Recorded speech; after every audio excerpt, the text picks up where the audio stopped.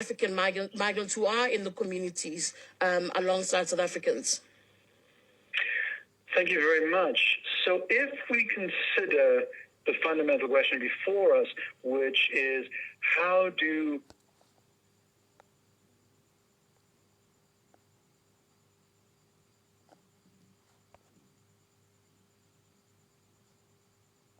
the media and, of course, by government, about a third of adult South Africans say that they welcome no migrants, adopting a very hostile, oppositional view towards foreign nationals.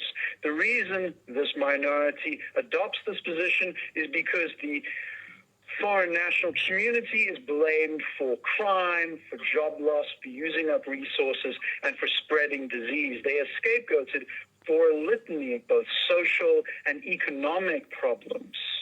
Even more worrying, as Professor Landa has indicated, is the propensity for violence amongst the adult population in South Africa. We have been studying this issue since 2015 at the Human Science Research Council. We have asked people in national surveys if they had committed acts of violence to prevent foreign nationals from living or working in their neighborhood. About a 20th, about 5%, indicated that they had done this in the past. About 1 in 10 people said that they had not done this, but would be willing to do so in the future, with the vast majority of people, of course, rejecting this form of violence. So it is quite clear that there is a minority of South Africans, a large minority, which hold very, very strong anti-immigrant views and are willing to use anti-immigrant violence to put those views into action. This should be deeply concerning to us as a society, and a lot has been written on how both anti-immigrant attitudes can be resolved, how anti-immigrant violence can be confronted, and how we can create greater social cohesion. It is time to use that information that has been put out there to support policies that fight xenophobia, anti-xenophobic strategies and interventions to ensure that this serious and dangerous problem within our society is pushed back. Dr. Stephen, why is it that we're failing to use those tools that you speak of, ways to deal with the particular issue? Why is it then that I suspect that we will go back to 2008's violence, to 2015 violence? What are we doing to fail? What are we failing at regarding policy perspectives and what we're doing on a day-to-day basis with communities? Are we failing to teach South Africans how to deal with migrants coming into their communities? What is it that we should be actively seeking to do that we are not doing that will lead us right back to where we started? Well, there are 3 primary steps that could be taken. So the first would be better quality immigrant integration programs that would allow immigrants to better integrate in the communities they live in. This would allow them to be more economically active, which is beneficial for those communities, but also build social engagement and social cohesion within those communities. This is an issue that the Department of Home Affairs has indicated that they should be doing, but the actual implementation has, of course, as we all know, not really, unfortunately, reached the level we would like it to. I mean, the second thing, of course, is that the SAPS, the South African Police Service, needs to provide protection for foreign nationals. It is key that foreign nationals be protected by the police. One of the reasons that foreign nationals are often not only the victims of prejudicial violence, but just violence in a very general sense, is because they are not afforded that level of protection. There's a very poor relationship between the police and foreign national communities. Foreign nationals don't like reporting crimes to the police because they feel the police victimize them and bully them instead of providing them with protection. And often when they do report crimes to the police, there is very little follow-up in terms of this efforts. And of course, finally, there needs to be, a public awareness campaign, which occasionally South African media, government and civil society kind of put its back into and get out an anti-xenophobia message. But this needs to be done much more consistently. Changing hearts and minds is definitely possible. People change their attitudes about things all the time, but it is not an easy thing to do, and it does take a lot of time and work. One of the main areas we can start is promoting Pan-Africanism. Initial studies conducted by the Human Science Research Council show that the levels of Pan-Africanism in South Africa are not as high as they should be, and they're in fact quite low. Few South Africans feel a connection to their brothers and sisters in the rest of the continent. This needs to change. There needs to be a stronger sense that we are one continent, one region, working together for a common purpose and a common goal. Sure. Thank you, Dr. Madiboiti. To me, I think you are back on the line. I don't know if you can hear me now. I can hear you loud and clear, Siri, and thank you for having me on your program. To me, there's no question. I follow you on Twitter. I know very much you are definitely pro the Dudula movement. I know you also think South African media is anti-South Africa. I'm not too sure how you always get to that position. Just to try and understand, what is it about Operation Dudula that makes sense to you? Also, just take into consideration what you've been listening to some of the guests say about what is happening on the ground and how we are reading it and how we need to act slightly differently in trying to promote just a more cohesive society, I suppose. Okay, I think firstly, I just want to congratulate you for giving an alternative view on this matter, because I think we have been listening to the choral approach. But the alternative view must also come with facts, no? Oh, definitely. Okay, firstly, Sidi, let's be honest. You can never be able to find a solution to a problem that you have not properly defined. You are asking a question that are South Africans xenophobic?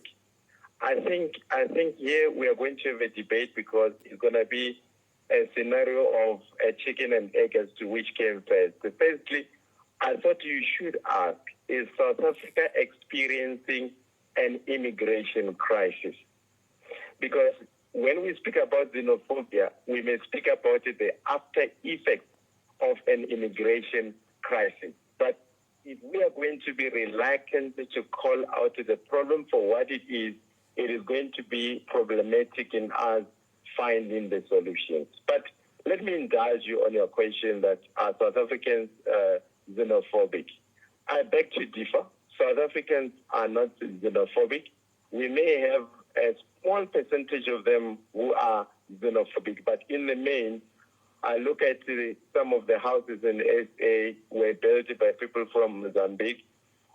We've had Zimbabweans in the country for quite a number of years, but I think the immigration crisis has created a pressure point. Maybe let me speak in my personal capacity at City.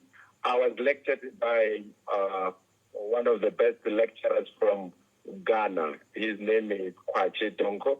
So I'm not xenophobic because I've had lecturers that have contributed to my knowledge reservoir. But let me indulge you on Dudula. Sure. Had we had law enforcement agencies in the country, we would not have the Dudula movement. Sure. Dudula movement, the emergency of the Dudula movement, it is an indication that we've got a collapse of the rule of the law in the country. But I think instead of the media addressing the root causes, they want to apportion the blame to Dudula. But let me put it this way. Why do I think the South African media is biased against the South Africans? And many a time, I feel like that we're being treated like infants, we're being talked down, and we're not being listened to. Hence, I want to congratulate you for giving us an opportunity. Dumi, you do recognize, sorry to cut in, but you do recognize that multiple things can be true at the same time, that we can point out issues of a failed state and point out issues around violence. I want to leave you for 2 seconds. Sorry? Definitely. I think maybe as a qualifier city that I need to call out, At no point in time should we promote violence in the country. Violence should be discouraged. Foreign nationals should never be attacked. I think that is a qualifier. But let me define what Jula is to you, or in my own space. For me, when I look at Jula, I look at it as a civic movement, and that is premised on active citizenry. Now, the question will be, is what Jula doing illegal? But I will draw your attention to an act. I think it is the Section 42 of the Criminal Procedure Act of 1977. It says any private citizen may execute an arrest without a warrant on a person who commits or attempted to commit a Schedule 1 offense. And when you go and check the list of Schedule 1 offenses, you're going to find out that it speaks about dealing in drugs, it speaks about kidnapping, it speaks about theft. Now, the question that I'm going to put to you, Sidi, is that in the absence of the law enforcement agencies, because we have seen with the July unrest and even with the burning of the parliament that the law enforcement agencies in the are weak. But we see in the townships, the youth are being ravaged by drugs. What should the communities do? Should we fold our arms and wait for law enforcement agencies that are nowhere to be found? Or do we begin as communities to organize ourselves and draw a line in the sand and say enough is enough? Okay, I want the experts to speak to some of the issues you've raised. I did have the MMC of Public Safety in Joburg as part of the panel, and he would speak a little bit about what policing is doing to handle the issue, but he's not here at the moment. But I've got two quick questions. I see the callers as well. Busi, I'll take the call. Shelton, I see you. I will take the calls in just a bit. I just have two other questions that I just want to direct very quickly. Professor Lando, I want to ask you about the immigration crisis, where he says, Tumi says, I'm wrong to not characterize it initially as an immigration crisis. And the question I have is, does South Africa have an immigration crisis? And South Africans tend to think that they're the only country on the continent where this is happening. What is the picture that Zen Watch has been seeing in terms of the movements of citizens across borders within the continent? Yeah, I mean, I think it's a great question. And South Africa does receive a large number of immigrants. It's either first or second on the continent in terms of the number of immigrants. But it's a relatively small percentage of the population, somewhere between 3 and 5% of the population. So you can imagine, even if you take all of them out, how many jobs is that going to create for South Africans when we have 45% unemployment? So I think that's the thing. And I don't think we should be speaking about this as a migration crisis.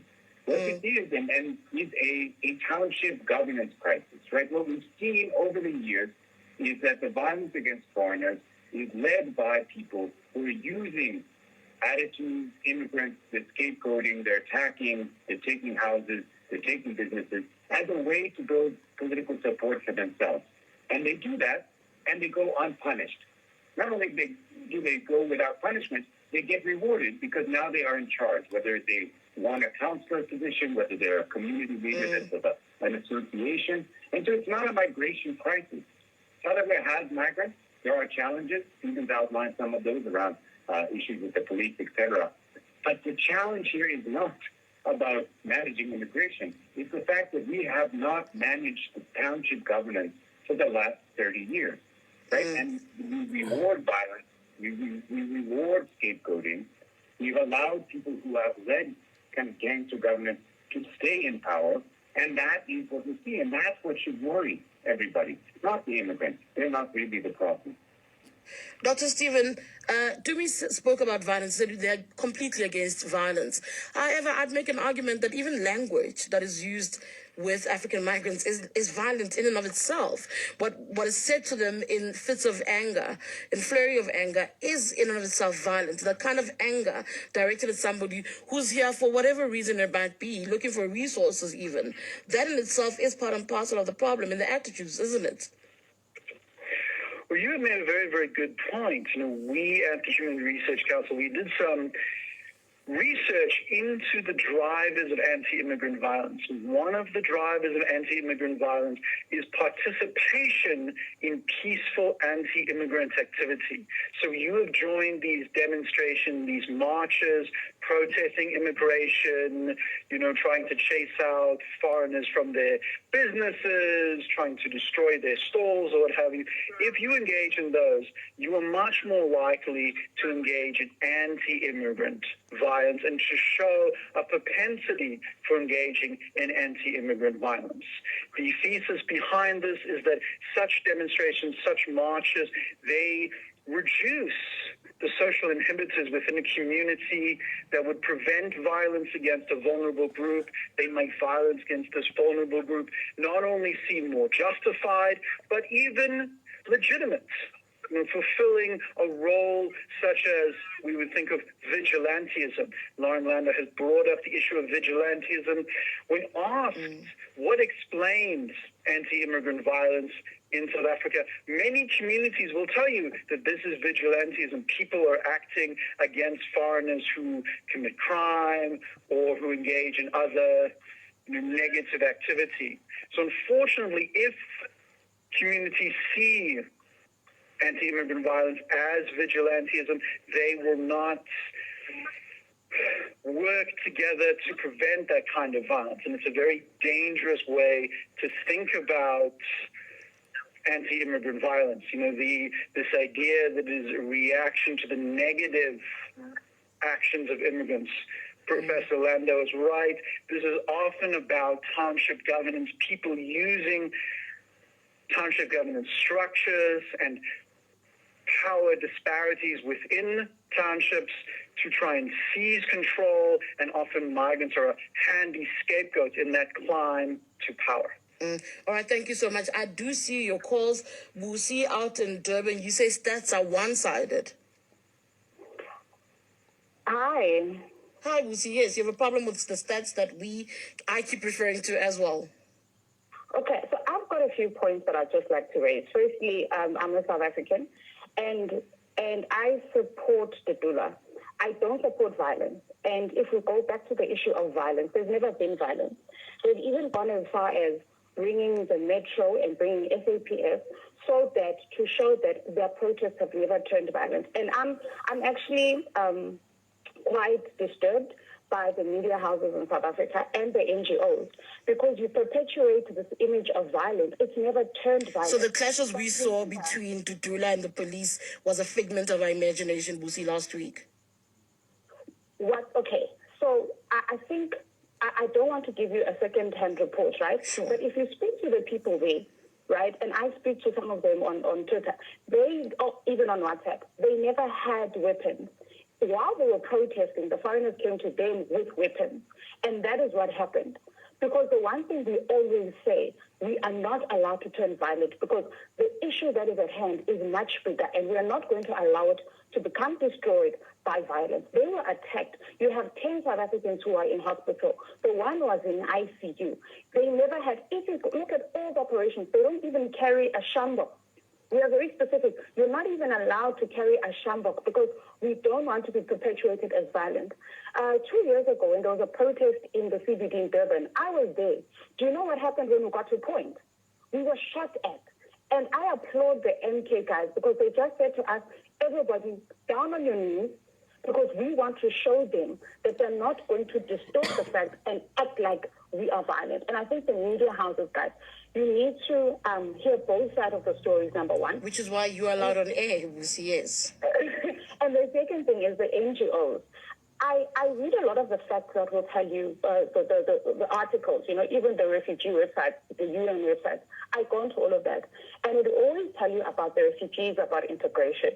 But my question is, if a country like Zimbabwe and Malawi have got refugee camps, because they are vulnerable people and we're not blind to that, but we also need to admit and be open that our systems have been abused. If you look at America, if you look at Germany, they've got a cap as to how many refugees that they can facilitate in the country. I will pose to your panel there, what is the cap in South Africa as to how many refugees we can accept, number one. And number two, I will also pose that, get the stats to say how many cars that are hijacked in South Africa end up across the borders, what are our so-called brothers doing to curb this crime, how many people have been killed. I'm a Pan-Africanist. And, I've lost my father due to illegal immigrants who shot dead in broad daylight. But you know what? I don't hate people because a crime is a person. But we also don't want to open the opportunity for people to commit crime. I'm married to a foreigner. I have no problem with foreigners. But what I'm saying is that there is the law. The very term illegal states that a law has been broken. And I would like to ask the NGOs, guys, stop being one-sided. Do the stats. How many South Africans are killed by illegal immigrants? Are they caught? What are the consequences? What are the caps for refugees? What are we doing to protect our own people? And in closing, All right, most of us. I'm going to let you go there because there's so many people who want to speak. Baka in Midrand, hi. How are you? We are good, Baka. You can just go ahead. You want to speak about immigrants? Yes, I wanted to talk about the issue that happened in Alex, Maryland. This past week, yeah, sure. Yes, the first thing, first of all, no foreigners on that land in Alex, and they are all renting. And they all rent from people who own that land there is the people who are in Alex, and they are all South Africans. The issue comes when people just want to take things without working for them or feeling that they should just take without taking the responsibility that comes with it. The second thing that I want to say is that although people go out there, I mean, like foreigners, they go out there looking for this job, although they get small payments, it doesn't matter to them because maybe they're probably desperate and they're hoping that one day it might grow for them and then they move on to a better stage. The problem with the South Africans is that they want to start big. They cannot start small. I don't understand why can't they take a step to say that, why can't we be like them? Why don't we start small like them? They want to move from one single step onto a bigger step. It's like you're born today and you want to walk tomorrow. So you're judging South African ambition? Yes, I am judging them because I have worked with some of them. I've went to school with some of them, and others even till today I still work with them. But what I'm saying is that they must put down their guts and be willing to start small, and slowly but surely they will grow. All right, Baka, I'm going to let you go for a little bit. Shelton in Orange Farm, hi. Hi, how are you? I'm okay. You wanted to speak about unemployment? Yes, ma'am. We saw that the remedy for unemployment can only be solved by mining, which is the backbone of the economy of the country, but with agriculture as well, which we were saying it will replace mining because mining is declining. We have got so much vast fertile land open, left fallow, while these people are walking and fighting people who are trying to sell those produces which are coming from the farms. Those people, they must divert their energy into farming because they've got lots of energy. Farming needs energy. And we are multiplying in numbers. What are we going to eat? That's what they must fight for. Fight for the farming land so that we can farm and feed ourselves, create jobs. Once the farming is there, we will need the